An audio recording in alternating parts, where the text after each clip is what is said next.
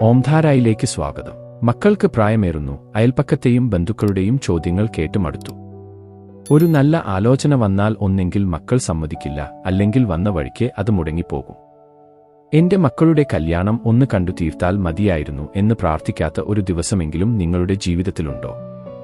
എങ്കിൽ ശ്രദ്ധിക്കുക. ഇത് വെറുമൊരു വാശിയോ അല്ലെങ്കിൽ ഭാഗ്യമില്ലായ്മയോ മാത്രമല്ല, നിങ്ങളുടെ വീടിന്റെ മംഗല്യ ഊർജ്ജം രസപ്പെട്ടതിന്റെ ലക്ഷണമാകാം. നിങ്ങൾ എപ്പോഴെങ്കിലും ചിന്തിച്ചിട്ടുണ്ടോ?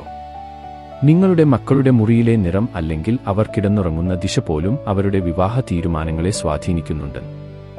വിവാഹാലോചനകൾ വരുമ്പോൾ തടസ്സങ്ങൾ മാറാൻ കുടുംബദൈവത്തിന് എന്ത് അത്ഭുതം ചെയ്യാൻ കഴിയും? ഇന്നത്തെ വീഡിയോ അവസാനം വരെ കാണുക. മക്കളുടെ വിവാഹം നടക്കാതെ മനസ്തളർന്ന എത്രയോ കുടുംബങ്ങൾ ഈ ലളിതമായ മാറ്റങ്ങളിലൂടെ സന്തോഷം കണ്ടെത്തിയിട്ടുണ്ട്. മക്കളുടെ മനസ്സുമാറാനും തടസ്സമില്ലാതെ മംഗല്യഭാഗ്യം വന്നെത്താനും ശാസ്ത്രം നിർദ്ദേശിക്കുന്ന ആ രഹസ്യവഴികൾ നമ്മൾ ഇന്ന് പങ്കുവയ്ക്കുന്നു.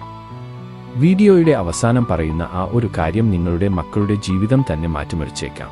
ആത്മീയമായ കാരണങ്ങളിലേക്ക് കടക്കുന്നതിനു മുൻപ് പെൺകുട്ടികളുടെ മാതാപിതാക്കളോട് എനിക്ക് വളരെ പ്രധാനപ്പെട്ട ഒരു കാര്യം പറയാനുണ്ട്.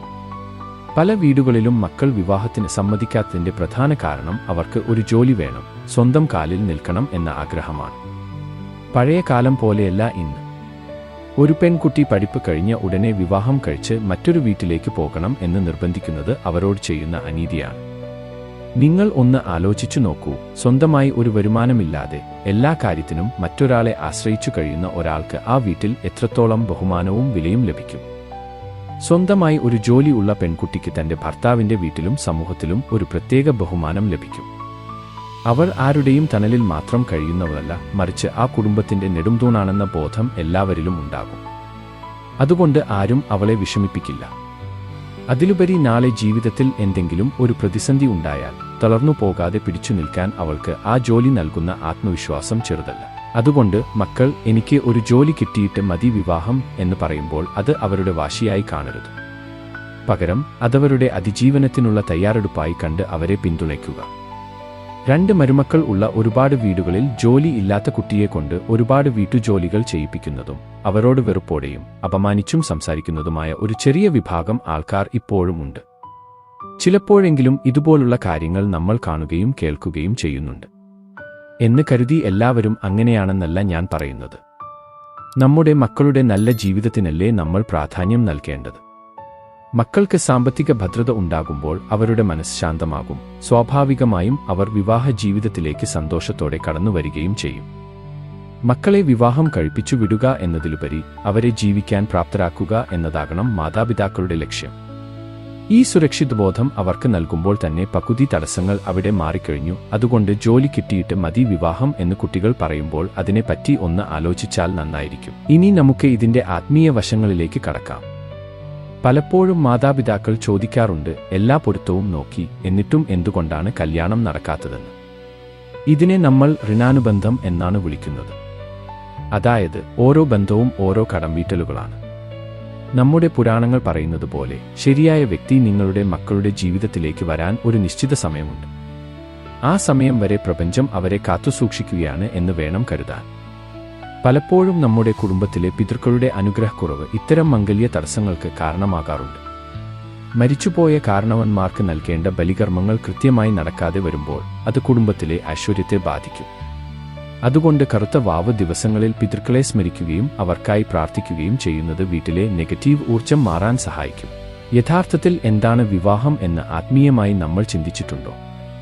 അത് കേവലം 2 മനുഷ്യർ തമ്മിലോ 2 കുടുംബങ്ങൾ തമ്മിലോ ഉള്ള ഒരു സാമൂഹിക കരാറല്ല. അത് ശിവനും ശക്തിയും തമ്മിലുള്ള ലയനമാണ്. പുരുഷ ഊർജ്ജവും സ്ത്രീ ഊർജ്ജവും ഒന്നാകുന്ന അർദ്ധനാരീശ്വര സങ്കല്പമാണത്. ചില വീടുകളിൽ എപ്പോഴും കലഹങ്ങൾ ആയിരിക്കും. അച്ഛനും അമ്മയും തമ്മിൽ എപ്പോഴും വഴക്കിടുന്ന, പരസ്പരം ബഹുമാനിക്കാത്ത വീടുകളാണെങ്കിൽ അവിടെ ഈ ശിവശക്തി ഊർജ്ജം അസന്തുലിതമായിരിക്കും. ഈ നെഗറ്റീവ് ഊർജ്ജം കണ്ടുവളരുന്ന കുട്ടികളുടെ ഉബോധമനസ്സിൽ വിവാഹമെന്നത് ഒരു ഭയമായി മാറും. അതുകൊണ്ടാണ് അവർ വിവാഹം വേണ്ട എന്ന് പറയുന്നത്. നിങ്ങളുടെ വീടിനുള്ളിൽ ആദ്യം സമാധാനം കൊണ്ടുവരിക. പരസ്പരം സ്നേഹവും ബഹുമാനവും ഉള്ളിടത്ത് മാത്രമേ ഈശ്വരൻ കുടികൊള്ളുകയുള്ളൂ. അവിടെ മാത്രമേ മംഗളകർമ്മങ്ങൾ നടക്കുകയുള്ളൂ. നമ്മുടെ വീടിനുള്ളിലെ ഊർജ്ജം എങ്ങനെയാണ് എന്ന് നിങ്ങൾ എപ്പോഴെങ്കിലും ചിന്തിച്ചിട്ടുണ്ടോ? മക്കളുടെ മുറിയിൽ അവർ കിടന്നുറങ്ങുന്ന ദിശ വളരെ പ്രധാനമാണ്. വിവാഹപ്രായമായ പെൺകുട്ടികളും ആൺകുട്ടികളും വീടിന്റെ വടക്ക് പടിഞ്ഞാറ് ഭാഗത്തുള്ള, അതായത് വായുകോണിലുള്ള മുറിയിൽ ഉറങ്ങുന്നത് വിവാഹാലോചനകൾ വേഗത്തിലാക്കാൻ സഹായിക്കും എന്ന് വാസ്തുശാസ്ത്രം പറയുന്നു. കാരണം വായുവിന്റെ അധിപനായ വായുദേവന്റെ ഈ ദിശ മാറ്റങ്ങളെ സൂചിപ്പിക്കുന്നു. ഇത് അവരുടെ വിവാഹം പെട്ടെന്ന് തീരുമാനിക്കപ്പെടാനും ജീവിതത്തിൽ വിവാഹം എന്ന പുതിയ മാറ്റം വരാനും സഹായിക്കുന്നു. മുറിക്കുള്ളിലെ നിറങ്ങളും പ്രധാനമാണ്.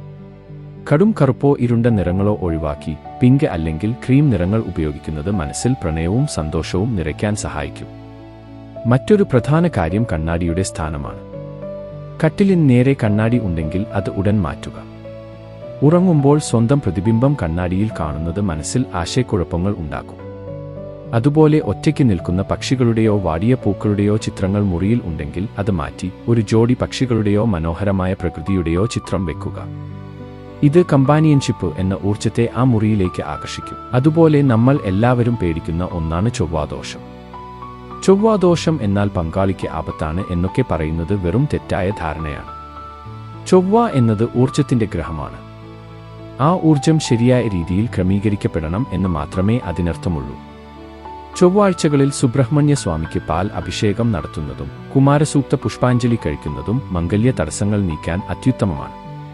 കൂടാതെ രാഹുകേതു ദോഷങ്ങൾ ഉണ്ടെങ്കിൽ സർപ്പക്കാവുകളിൽ വിളക്ക് വെക്കുന്നതും മഞ്ഞൾപ്പൊടി സമർപ്പിക്കുന്നതും തടസ്സങ്ങൾ നീക്കാൻ സഹായിക്കും. പലപ്പോഴും വിവാഹം വൈകാനുള്ള ഏറ്റവും പ്രധാനപ്പെട്ട കാര്യം എന്താണെന്ന് നമുക്ക് നോക്കാം. നമ്മൾ പലപ്പോഴും വലിയ വലിയ ക്ഷേത്രങ്ങളിൽ പോയി ആയിരക്കണക്കിന് രൂപയുടെ വഴിപാടുകൾ നടത്താറുണ്ട്.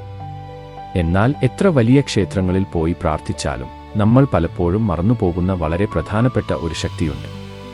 അതാണ് നമ്മുടെ കുലദൈവം അഥവാ പരദേവത. ഓരോ കുടുംബത്തിനും തലമുറകളായി കാത്തുസൂക്ഷിച്ചു പോരുന്ന ഒരു കുടുംബക്ഷേത്രം ഉണ്ടാവും. ഒരു മരത്തിന്റെ വേരുകൾ പോലെയാണ് കുലദൈവം.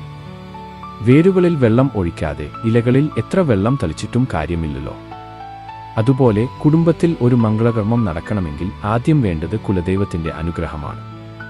പല വീടുകളിലും വർഷങ്ങളായി കുടുംബക്ഷേത്രത്തിൽ പോകാതിരിക്കുകയോ അവിടെ നൽകേണ്ട വഴിപാടുകൾ മുടങ്ങിക്കിടക്കുകയോ ചെയ്യുന്നുണ്ടാകാം. ഇത് മംഗല്യത്തിന് വലിയൊരു തടസ്സമാണ്. അതുകൊണ്ട് അച്ഛനമ്മമാർ ആദ്യം ചെയ്യേണ്ടത് സ്വന്തം കുലദൈവത്തെ സ്മരിച്ച് അവിടെ പോയി പ്രാർത്ഥിച്ച് കുടുംബത്തിലെ ഈ തടസ്സങ്ങൾ മാറ്റിത്തരണമേ എന്ന് അപേക്ഷിക്കുകയാണ്. പരദേവതയുടെ അനുഗ്രഹം വിവാഹം നടക്കാൻ വളരെ പ്രധാനമാണ്. അതുകൊണ്ട് തീർച്ചയായും കുടുംബക്ഷേത്രത്തിൽ പോയി ആത്മാർത്ഥമായി പ്രാർത്ഥിക്കുക. പ്രിയപ്പെട്ട മാതാപിതാക്കളെ, മക്കളുടെ വിവാഹം വൈകുന്നത് കണ്ട് നിങ്ങൾ തളരരുത്.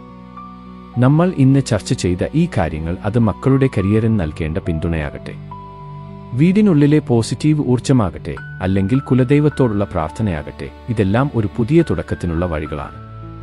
ഓർക്കുക, പ്രപഞ്ചത്തിന് അതിൻ്റേതായ ഒരു സമയക്രമമുണ്ട്. ശരിയായ വ്യക്തി നിങ്ങളുടെ മക്കളുടെ ജീവിതത്തിലേക്ക് കടന്നുവരാൻ ആ നിശ്ചിത സമയം വരെ നമ്മൾ ക്ഷമയോടെയും പ്രാർത്ഥനയോടെയും കാത്തിരിക്കണം. മാറ്റം നിങ്ങളുടെ ചിന്തകളിൽ നിന്ന് തുടങ്ങട്ടെ. നിങ്ങളുടെ വീട്ടിൽ ഉടൻ തന്നെ മംഗളവാദ്യങ്ങൾ മുഴങ്ങട്ടെ എന്ന് ആത്മാർത്ഥമായി ആശംസിക്കുന്നു. നിങ്ങൾ മക്കളുടെ വിവാഹത്തിന് തയ്യാറാണെങ്കിൽ പ്രപഞ്ചത്തിന് നന്ദി എന്ന് കമന്റ് ചെയ്യുക. ഇനി നമുക്ക് നമ്മുടെ ഇന്നത്തെ ഡിവൈൻ സ്റ്റാറിനെ പരിചയപ്പെടാം. കഴിഞ്ഞ വീഡിയോയിലെ കമന്റുകളിൽ നിന്ന് തിരഞ്ഞെടുക്കപ്പെട്ട ഭാഗ്യശാലി, അതായത് നമ്മുടെ ഇന്നത്തെ ഡിവൈൻ സ്റ്റാറാണ് ഹരികൃഷ്ണൻ. ഹരികൃഷ്ണനും കുടുംബാംഗങ്ങൾക്കും ജീവിതത്തിൽ എന്നും ഐശ്വര്യവും സന്തോഷവും ഉണ്ടാകട്ടെ എന്ന് പ്രാർത്ഥിക്കുന്നു. അടുത്ത വീഡിയോയിലെ ഡിവൈൻ സ്റ്റാർ ഒരുപക്ഷെ നിങ്ങളാകാം.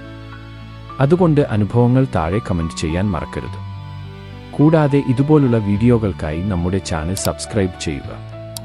വീണ്ടും കാണാം.